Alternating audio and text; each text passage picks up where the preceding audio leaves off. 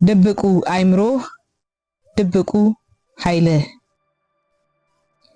አንጎላችን ከዓለማችን ቁጥር 1 ፈጣን ከሆነው ኮምፒውተር 30 እጥፍ በላይ ፈጣን ነው። ድንቅ የሆነው አእምሮአችን 86 ቢሊዮን የኒውሮን ህዋሳት ሲኖሩት በሰከንድም በብዙ ትሪሊዮን የሚቆጠሩ መረጃዎችን ያንሸራሽራል። ይህ አስገራሚ አእምሮአችን ህይወታችንን ሊለውጥ የሚችል የተደበቀ ኃይልም አለው። አእምሮአችን በሁለት ይከፈላል፣ ንቁ አእምሮና ድብቁ አእምሮ በሚል። ብዙዎቻችን የምንጠቀመው ንቁን ክፍል ብቻ ነው።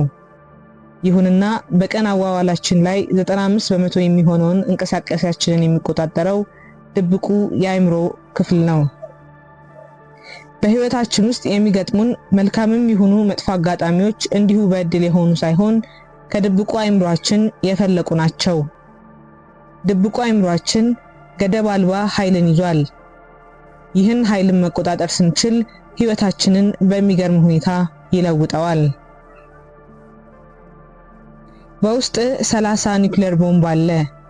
አንዷ ኃይል ህይወትህን ትቀይረዋለች። እንተዋወቅ።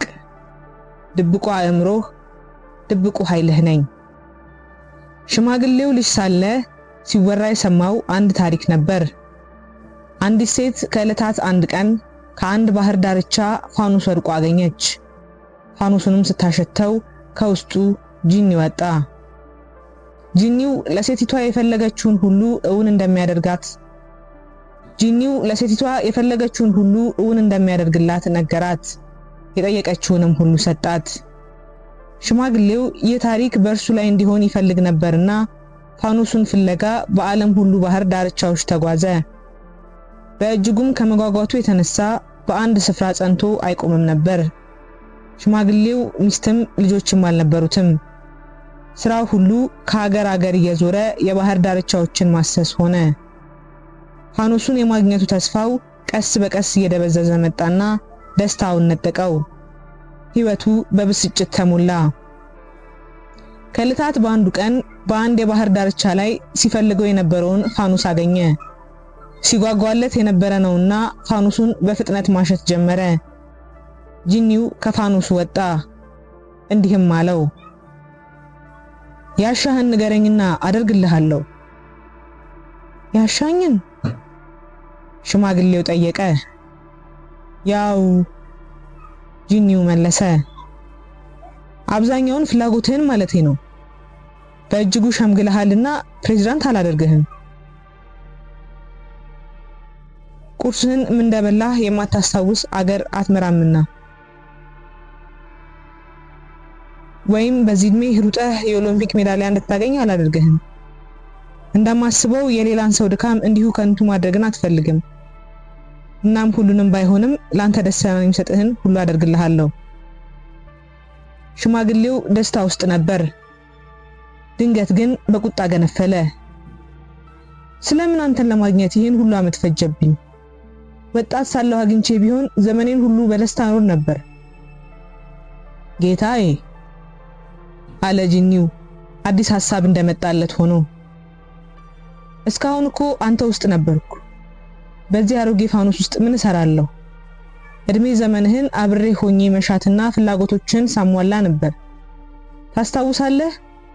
6 ዓመት እያለ አባትህ ላንተ ትኩረት እንዲሰጥህ አጥብቀህ ትመኝ ነበር። እናም በጨዋታ መሃል ሳለህ ጣትህ በስለት ተቆረጠ። ይህ አጋጣሚ አልነበረም። አባትህ ጣትህን አጸዳለህ፣ አቀፈህም። አስታወስክ?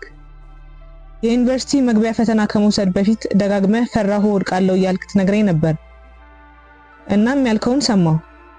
ፈተናውንም ስትወስድ በድንጋጤ ደረክ። አስታወስክ?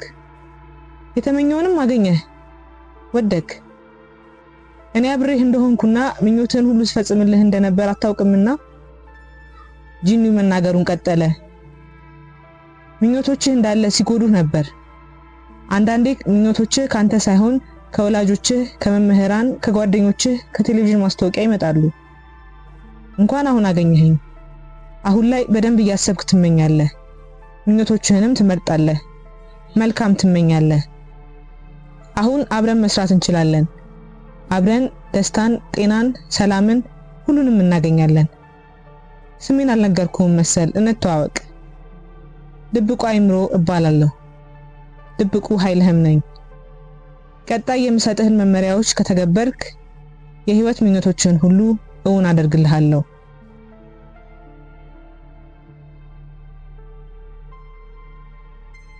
የ28 ዓመቱ ጆናታን ጥቁር አሜሪካዊ ወጣት ነው። ዛሬ ከቤት ሲወጣ የዓለም ሁሉ መቀለጃ እንደሚሆን አልገመተም ነበር። በአንድ መናፈሻ መሃል ባለ መንገድ ላይ እየተጓዘ ሳለ ሰዎች ተሰብስበው ተመለከተ። ተጠግቶም አየ። አንድ አስማተኛ ሰዎችን የመሰወር ጥበብ አለኝ እያለ ይደሰኩራል። ጆናታን የሚሰማው ቀልድ እንደሆነ እያሰበ ፈገግ አለ። በመንገዱ መሃል ላይ 2 ወንበሮች ተቀምጠዋል። አስማተኛው ይናገራል። ይህ የውሃ ኩዳ ይታያችኋል? ውሃውንም ወደ ኩባያ አስገለብጠው ታያላችሁ፣ ትሰሙታላችሁ። ሆኖም ውሃውን መሰወር ይቻላል። ኩባያውን ዘቀዘቀው። ከኩባያውም ምንም ውሃ አልፈሰሰም።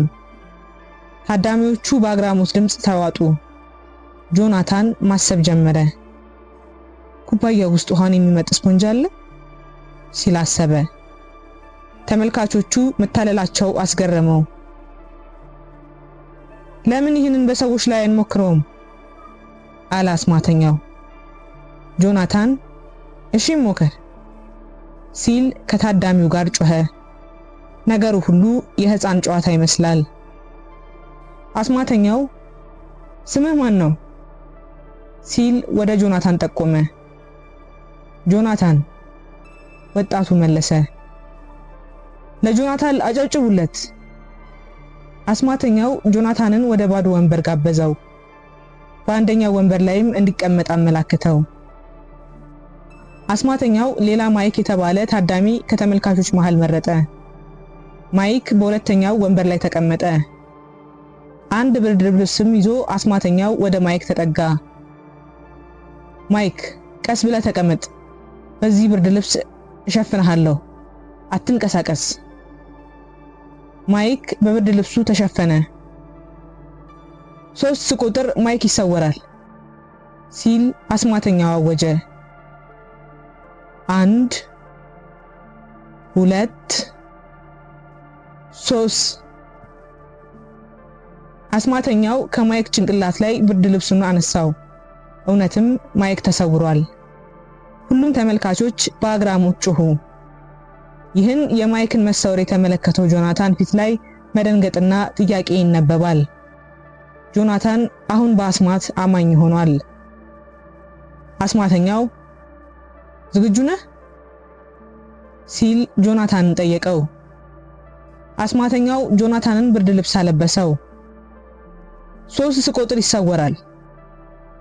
1 2 3 ብርድ ልብሱን ገለጠው።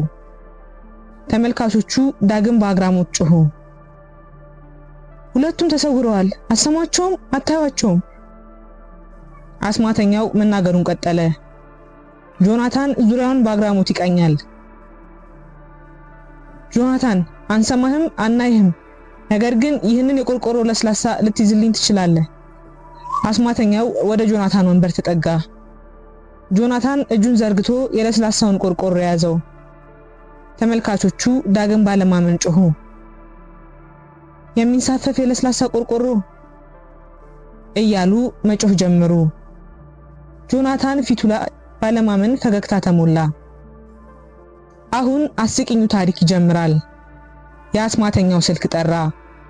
ከኪሱ ማውጣውና ታዳሚውን ለ1 ደቂቃ ይቅርታ ጠይቆ የተደወለለትን ስልክ እያዋራ ሄደ። ከታዳሚዎቹ መሃል 2 ሴቶች ጆናታን ወደ ተቀመጠበት ወንበር ተጓዙ።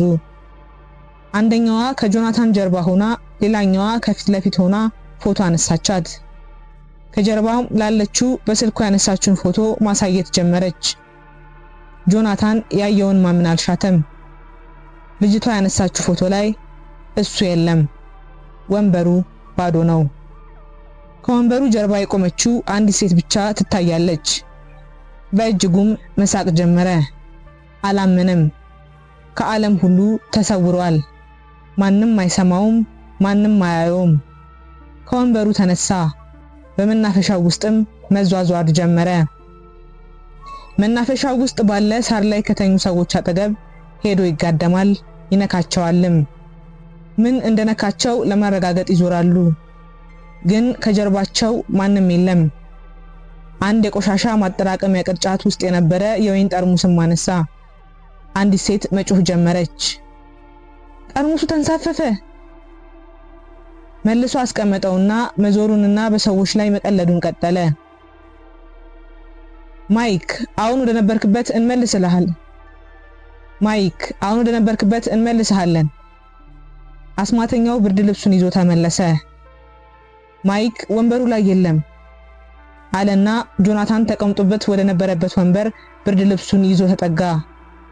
ጆናታን በሰዎች ላይ መቀለዱን በቅቶት ነበርና ወንበሩ ላይ ሄዶ ተቀመጠ። አስማተኛው ብርድ ልብሱን አለበሰው።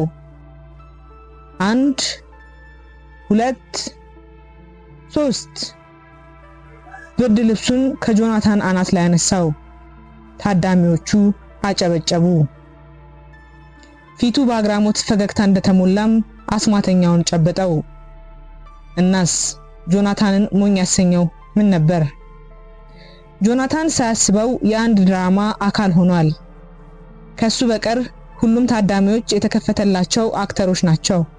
ጆናታን ሳያስበው የአንድ ድራማ አካል ሆኗል። ከሱ በቀር ሁሉም ታዳሚዎች የተከፈላቸው አክተሮች ናቸው። ሳቃቸው፣ አግራሞታቸው፣ ጭብጨባቸው ሁሉ የውሸት ትወና ነበር። ጆናታን አልተሰወረም። ይህ ጆናታን እንደተሰወረ ያመነበትና እንደተሰወረ ያህልም ሆኖ ሰዎች ላይ ሲቀለድ የሚያሳይ ቪዲዮ ሚሊዮን ህዝቦች ላይ ደረሰ። ሰዎችም ምን ሞኝ ነው ሲሉ የወሬያቸው መጀመሪያ ያደረጉት። እውን ጆናታን ሞኝ ነበር? በአንድ ቃለ መጠይቅ ላይ እንዲህ ሲል ጆናታን ሁኔታውን ገልጾት ነበር። ደደብም ሞኝም አይደለሁም። አስማተኛው ለሚያሳየው ትርኢት ፈቃደኛ መሆኔን ጠየቀኝ። አላቅማማሁም፣ እሺ አልኩ። ከኔ ጋር ሌላ ፈቃደኛ ወደ ወንበሮቹ ጠርቶ ነበር። አስማተኞች አስማት ሲያደርጉ ማየት እወዳለሁ፣ ግን የእውነት እንደሆነ አላምንም። 28 ዓመቴ እኮ ነው፣ ህፃን አይደለሁም። በቀጣይ ሌላኛውን ፈቃደኛ ብርድ ልብስ አለበሰው እና ብርድ ልብሱን አነሳው። ፈቃደኛው ከወንበሩ የለም፣ ተሰወረ በቃ። በዛሽ ቅጽበት የነበረኝ እምነት ሁሉ ተደረመሰ። ምንም ማብራሪያ የለውም። እያየሁት ሰውየውን ሰወረው። ድንገት አስማተኛው ወደኔ መጣ። ዝግጁ ነህ ሲልም ጠየቀኝ። አይደለሁም አልኩት። ዝግጁ አይደለሁም፣ ደንግጫለሁ። ምንድነው ያደረገው? በተቀመጥኩበት ብርድ ልብሱን አለበሰኝ። በብርድ ልብሱ ስር ሆኜ በአጭሩ መተንፈስ ጀመርኩ። ብርድ ልብሱን ከሰውነቴ ላይ ሲያነሳው ሁሉም ሰው ጮኸ። አሁን 1000% እንደተሰወርኩ እርግጠኛ ሆንኩ። በተለይ ሴቶቹ አጠገቤ መተው ፎቶ ሲነሱና ስልካቸው ላይ ባለው ፎቶ መሰወሬን ሳይ ይበልጥ አስደነገጠኝ። እናም አማራጭ አልነበረኝም። ከወንበሬ ተነሳሁና በሰዎች ላይ መጫወት ጀመርኩ። ማንስ ይህን አያደርግም? ተሰውሬያለሁ እኮ። ዳግም አስማተኛው ብርድ ልብስ አለበሰኝ፣ ወደ መታየትም መለሰኝ። ከዚያም እነሱን ተሰናብቼ መንገዴን ቀጠልኩ። ወደ ቤቴ ሄድኩ። ሲሜን ተላጨው፣ ምሳዬን በላው። ኑሮ እንደ ድሮ ቀጠለ። ከአንድ ዓመት በኋላ ቤቴ ውስጥ ከፍቅረኛዬ ጋር ተዝናንቼ በተቀመጥኩበት ቴሌቪዥን ማየት ጀመርኩ። ለሷ በስልኳ ላይ ከጓደኞቿ መልእክት ተላከላት። መልእክቱም የነበረው ኔትፍሊክስ ላይ ያለ የአስማት ፕሮግራም አለ፣ እሱን ተመልከቺ ይላል። እንዴ በዛ የአስማት ትርኢት ላይ ነበርኩበት እኮ አልኩ። በቀናት ውስጥ ዩቲዩብ ላይ፣ ኢንስታግራም ላይ፣ ትዊተር ላይ ዝናዬ እየገነነ መጣ። ከ100 ሚሊዮን በላይ ሰዎች የተታለልኩበትን ቪዲዮ ተመለከቱ። ሰዎች ወደኔ እየመጡ ፎቶ እንነሳ ይሉን ጀመር። ልክ እንደ ታዋቂ ሰዎች አገሩ ሁሉ አወቀኝ።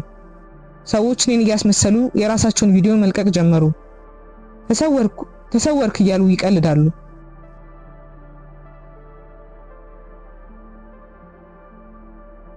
በዚህ ታሪክ ላይ ቁልፍ የሆነው ሐሳብ ምን ይመስልሃል? የጆናታን አይምሮ በቀላሉ ተሸወደ። በሚያየው በሚሰማው ነገር ብቻ መሰወሩን አመነ። የሰው ልጅ ድብቁ አይምሮም እንደዚህ ነው የሚሰራው። በውሸትና በእውነት መሃል ያለው ልዩነት አያውቅም። ፈጽሞም ማመዛዘን አይችልም። በቀልድና በእውኑ ዓለም መሃል ያለው ልዩነት አይመረምርም። ለምሳሌ ያህል እድሜህን ልትነግረኝ ትችላለህ የሚለው ጥያቄ ምላሽህ 21 የሚል ይሆናል። ድብቁ አእምሮህ ግን ከዚህ ሁኔታ ውስጥ አዎ እችላለሁ ብሎ ነው የሚመልሰው። ከጥያቄው ጀርባ ያለውን ታሪክ አይረዳም። በቤተሰቦችህ፣ በአስተማሪዎችህ፣ በጓደኞችህ ምን ያህል ጊዜ ተሰድበሃል?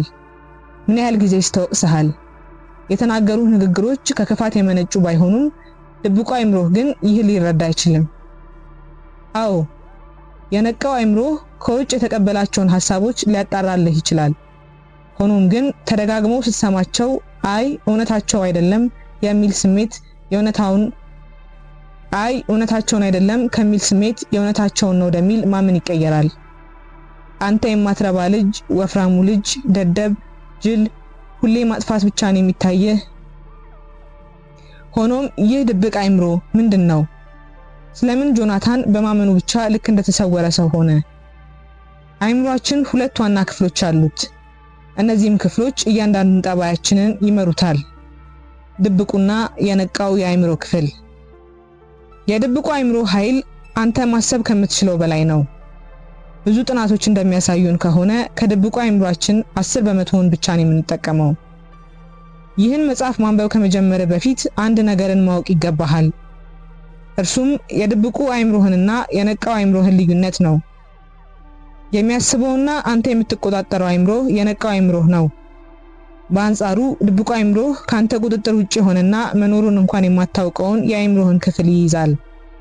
ድብቁ የአእምሮህ ክፍል በቀን 24 ሰዓት ሙሉ ሳይተኛ ያሳልፋል። ለአንድ አፍታ መላ ሰውነትህን ለማስተዋል ሞክር። ጥቃቅን ነገሮችን መመልከት ትጀምራለህ። እግርህ ላይ ምን ይሰማሃል? ጉልበትህ፣ አገጭህ ስር፣ በከንፈርህና በጥርሶችህ መሃል፣ ጀርባህ ላይ፣ ልብስህ ገላህ ላይ ሲያርፍ ያለውን ስሜት፣ የተቀመጥክበት ወንበር ሰውነትህ ላይ የሚፈጥረው ስሜት፣ የክፍሉ አየር ፊትህን ሲዳብሰው፣ መላ ሰውነትህ መልእክትን ወደ አእምሮ ይልካል። መላ ሰውነትህ በተመሳሳይ ሰዓት የተለያየ ስሜት እየተሰማው ነው። ይህ ስሜት በድብቁ ነው ወይንስ በነቃው የአእምሮ ክፍል ላይ የሚሰማ? ቀላሉ መለያ መንገድ ያንተ ማስተዋል ነው።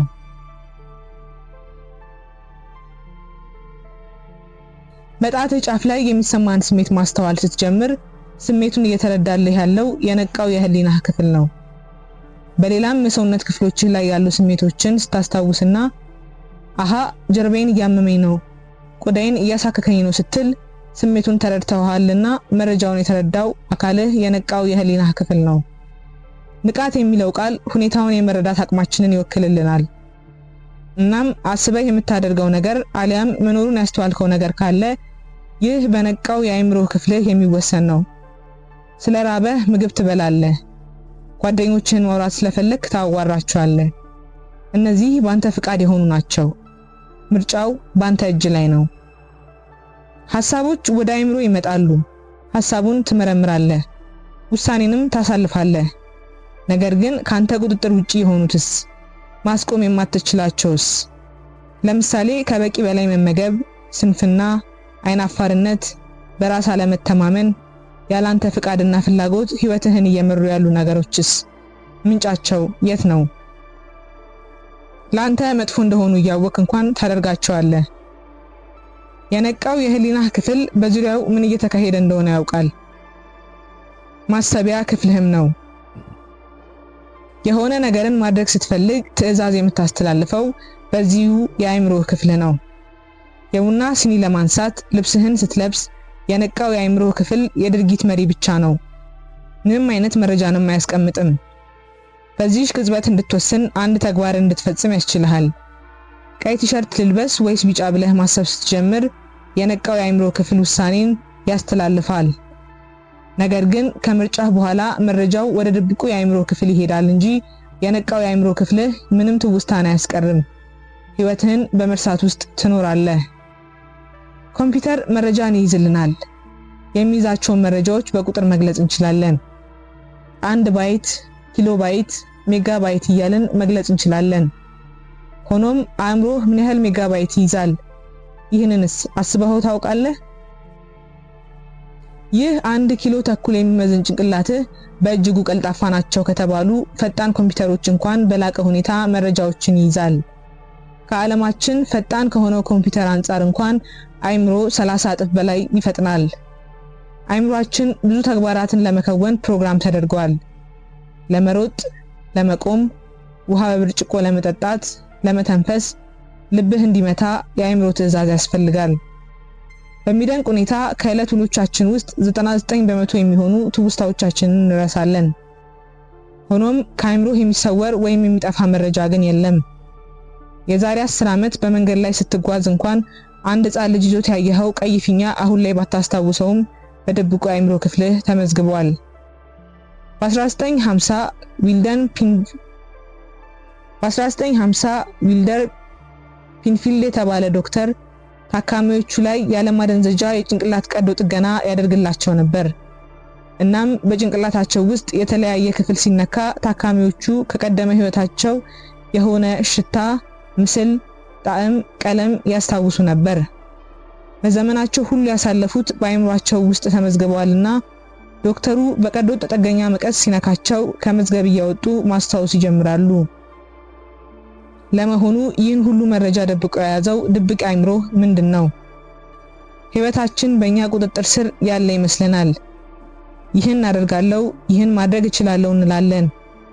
እውነታው ግን እንደዚህ አይደለም።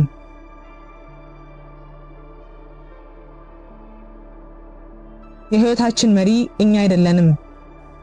አእምሮህን ልክ ብዙ ህዝቦች እንዳሉበት ግዛት አስበው። የግዛቷ 95% የሚሆነው ህዝብ ተራ ህዝብ ሲሆን 5% የሚሆኑት አገረ ገዢ በህዝብ የተመረጡ እንደራሴዎች ናቸው። ይህችን አገር የሚመሯት 5% የሚሆኑት ፖለቲከኞች ቢመስሉህም ነገር ግን አገሪቷ በህዝቡ አብላጫ ውሳኔ ነው የምትመራው።